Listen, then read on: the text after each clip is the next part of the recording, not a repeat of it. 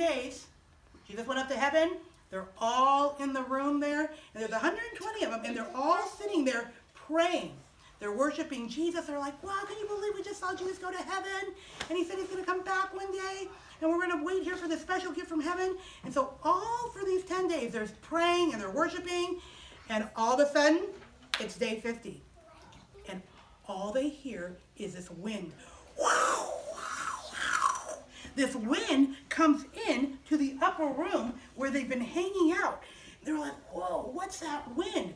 Well, before they know it, they look over, and on top of their heads, everybody got their own flame of fire. Now, it wasn't real fire. It just looked like fire, and it was up above their head. And they're like, what is that? And it was the power of the Holy Spirit. The Holy Spirit had come upon him, and it was resting. Remember when Jesus got the Holy Spirit, and it was like a dove that came on him? Well, this was like a flame of fire. Well, when they opened their mouths to praise Jesus and say, Jesus, thank you for this Holy Spirit, they all started to speak in different languages. They all were speaking Spanish and Egyptian. They were speaking all the different languages of the world.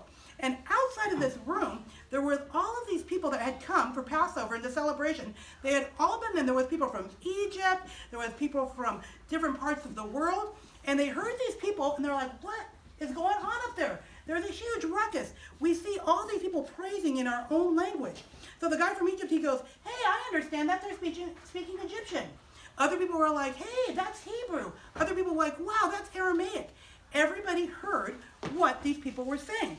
And the Holy Spirit had given these people power.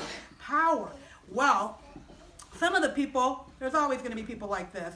They're like, oh, those people are crazy. Those people are not full of the Holy Spirit. They're crazy. Well, Peter stood up. Now remember, Peter, he was the one that had denied Jesus. Well, when the Holy Spirit came upon him, it gave him power to speak boldly. And so he said, hey guys, we're not crazy.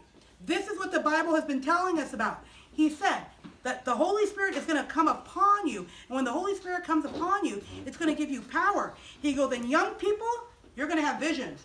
Old people, you're going to have dreams. He said, and all of the young boys and girls, they're going to prophesy. That means they're going to have words of knowledge. And he said, so this is what you're seeing right now. This is what the Bible said. It's coming true.